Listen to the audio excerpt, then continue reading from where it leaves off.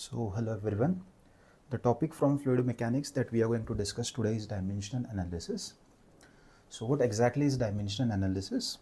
So it is a mathematical process. It is a mathematical process. And why it is used? It is used to solve complex engineering problem. So a mathematical process used to solve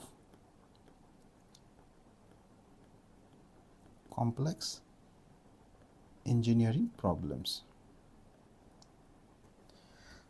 So dimensional analysis has a vast range of application in fluid mechanics. Over the period of time in this particular module, we will be studying what exactly are the applications of this dimensional analysis. Before that, let us see what exactly are dimensions. So if we categorize the quantities, we can categorize the quantities into, first one is primary, or it is also called as fundamental quantities.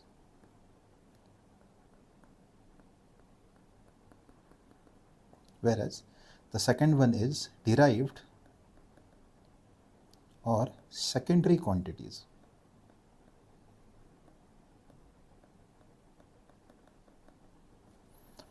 As far as fundamental quantities are concerned, there are three important fundamental quantities. The first one is mass,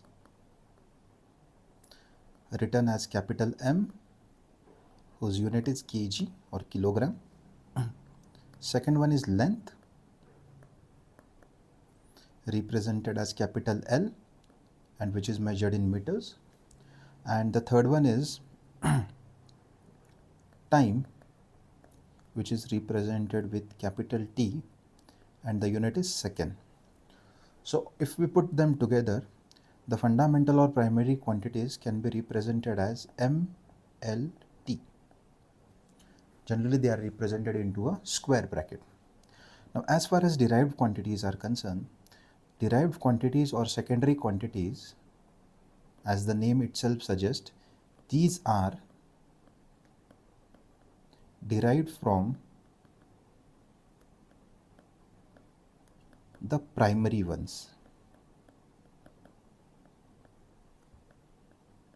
Now primary ones means the primary quantities or the fundamental quantities. Okay, so let us proceed with some important derived quantities. So some important derived quantities.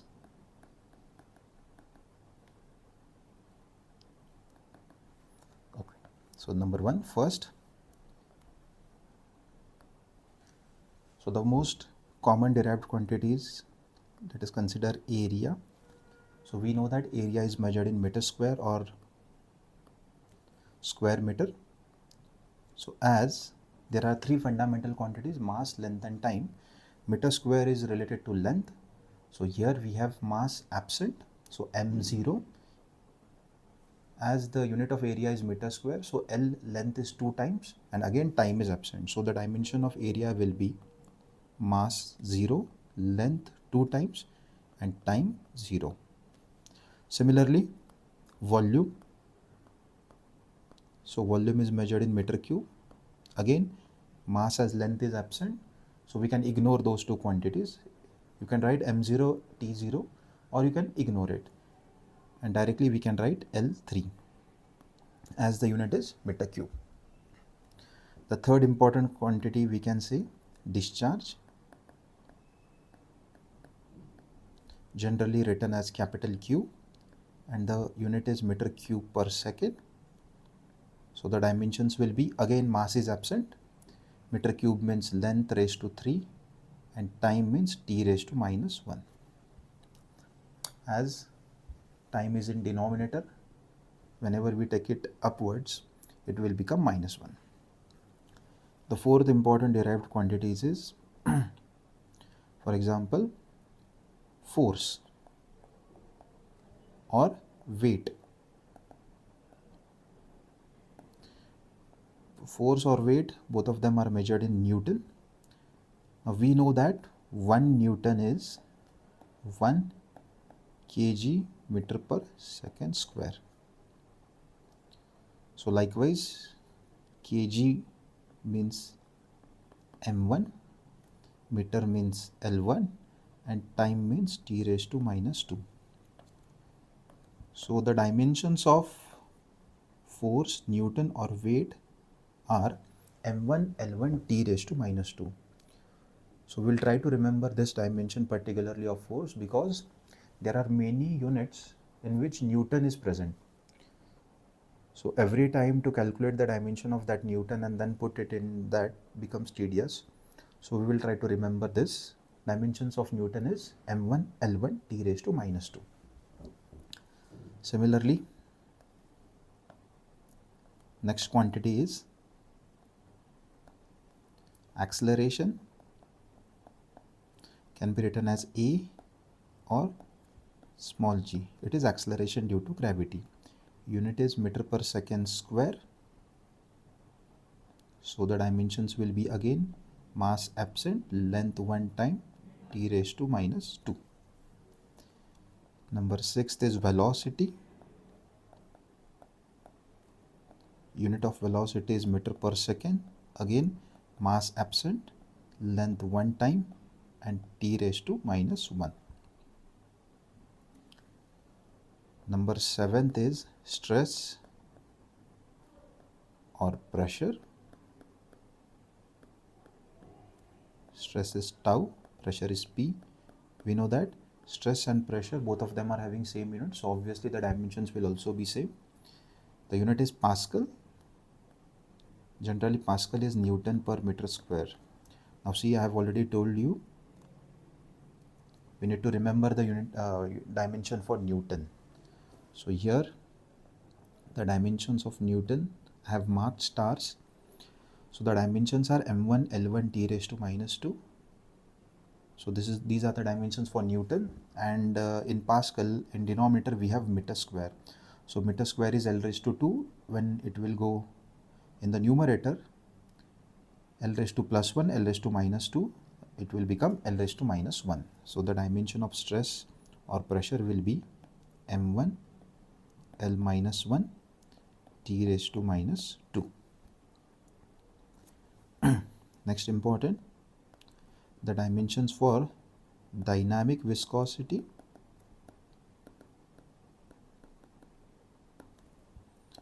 That is mu.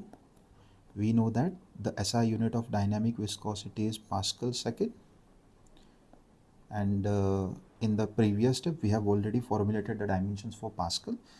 So all we need to do is just multiply it by t raised to plus 1. So the dimensions will be mass 1, length minus 1, and t raised to minus 1.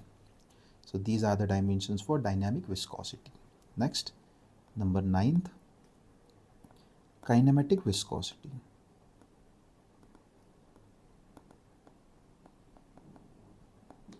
Represented as nu. The unit for kinematic viscosity is meter square per second. So again mass is absent, so m0, L2, t raised to minus 1. Okay. If we consider power, power is measured in watt, and we know that 1 watt is 1 Newton meter per second.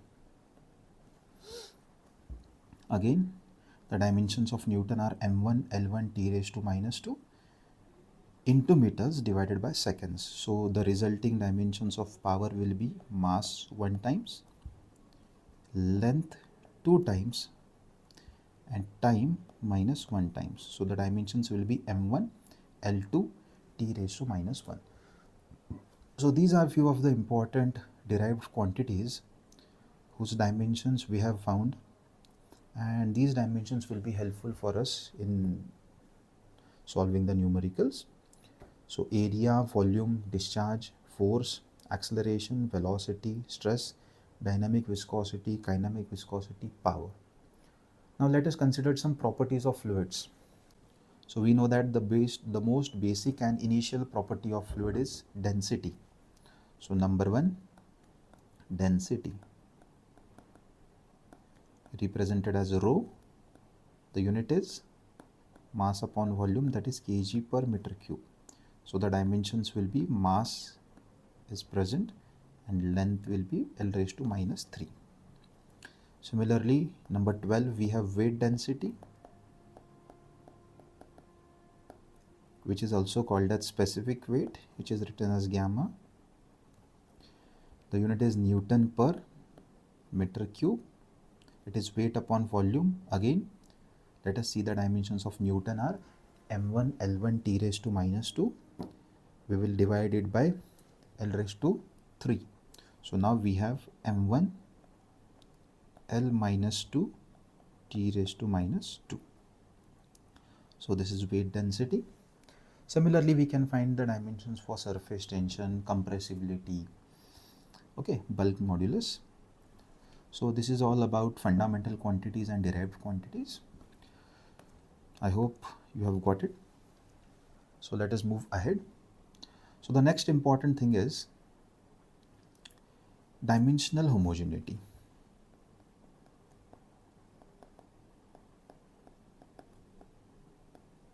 Dimensional homogeneity.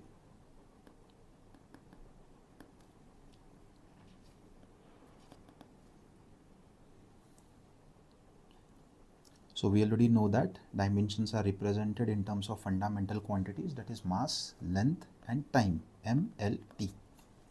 So if we consider an equation, and if the dimensions on left hand side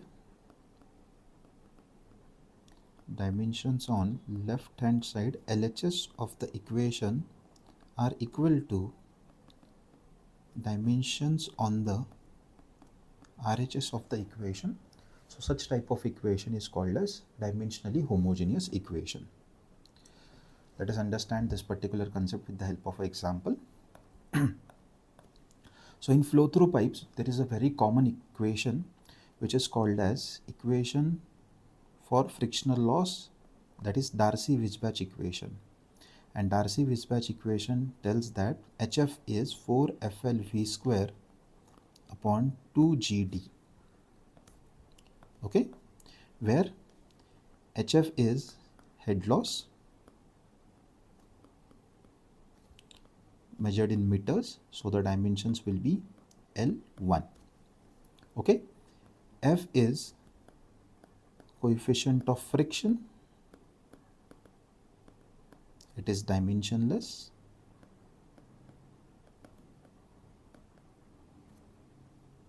L is length of pipe,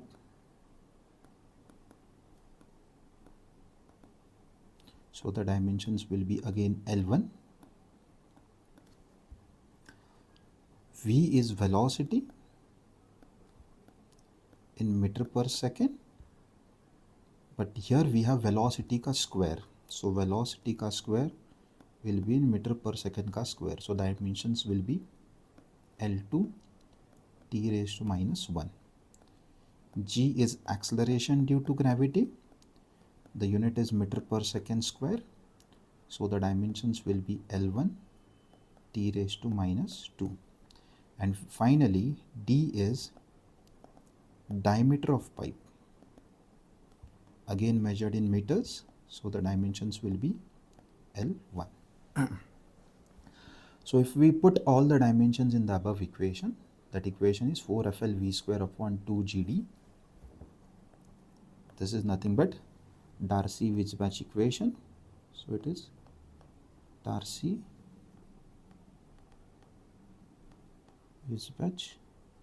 equation. So if we put the dimensions in LHS, we have length, we can ignore the constant, so 4 and 2 can be ignored. So the dimensions of in RHS, the dimensions of friction, coefficient of friction is m0, L0, T0, so we can ignore it. The dimensions for length is L1, the dimensions for velocity square is L2 t raised to minus 1 divided by, again the dimensions for gravity is L1 t raised to minus 2, and the dimensions for diameter is L1. So this L1 gets cancelled, this L1 and 1 L gets cancelled. And similarly, we have, so a small mistake here, it is velocity square, so it will be t raised to minus 2. Okay, so here we have t raised to minus 2. So these t raised to minus 2 and t raised to minus 2 gets cancelled. Okay, so now it means that the dimensions on left hand side L1 equals to dimensions on right hand side L1. Therefore, this equation is dimensionally homogeneous. Okay, I hope the concept is clear. Similarly, you can verify the equations for the formulas like discharge is area into velocity, or discharge is volume upon time. Again, we can put the dimensions, we can use, what we can say, you can solve this particular equation like the equations for head loss due to sudden enlargement. So the head loss due to sudden enlargement will be V1 minus V2 whole square by 2g. Okay, so LHS ke dimensions and RHS ke dimensions, if we put together, again we will be getting the same answer, that dimensions on the left hand side are equal to dimensions on the right hand side. So this is all about dimensional analysis. In the next session, we will be looking towards the method to solve numericals, which is called as Buckingham's Pi Theorem. Thank you very much.